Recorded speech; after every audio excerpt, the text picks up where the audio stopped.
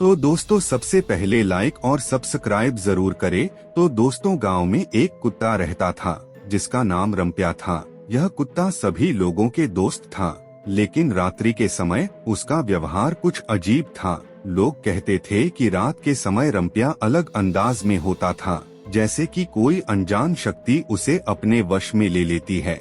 इसलिए जब भी रात की गहराइयों में कुछ अजीब महसूस होता तो लोग कहते थे कि यह रंप्या का काम है। एक दिन गांव में एक नातिके का भूतिया कुत्ता के बारे में सुनकर गप्पे होने लगी। लोगों के बीच में डरावनी कहानियां फैलने लगीं और उनका मन घबराने लगा।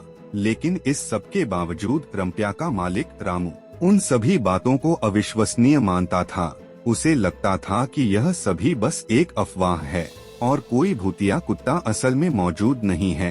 एक रात गांव में कुछ अजीब घटनाएं होने लगी। कुछ लोगों की गाड़ियों के अंदर कुछ अनजान आवाजें सुनाई दी और कुछ लोगों के घर के सामने अजीब निशान देखे गए।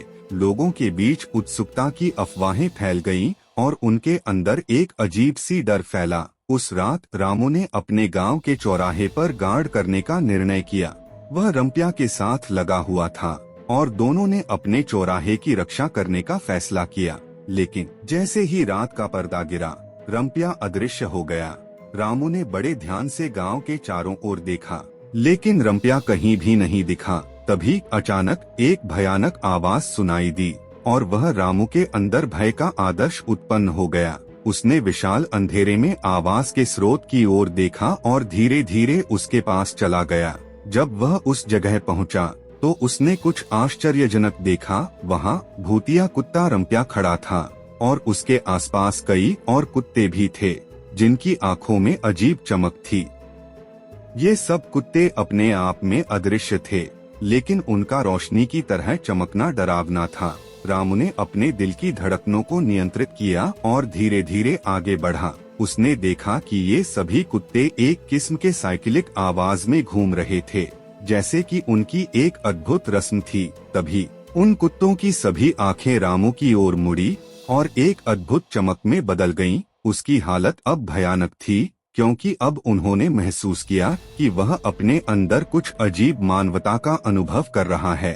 रामू ने एक खोज में अपने गांव में ये सभी देखे गए भयानक घटनाओं के बारे में सोचा और उसने एक नई तथ्य का पता लगाया। ये सभी कुत्ते असल में उसी गांव के लोगों के पुराने और अपार्थिव आत्माओं की आवाज थे, जो उस जगह में बंधे हुए थे।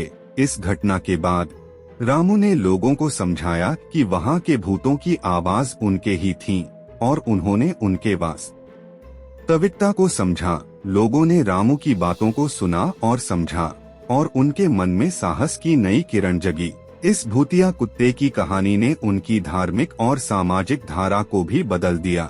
अब गांव वालों ने इसे एक भाग्यशाली समय के रूप में स्वीकार किया और वे अब अपने जीवन को साहस और विश्वास के साथ निर्माण कर रहे थे।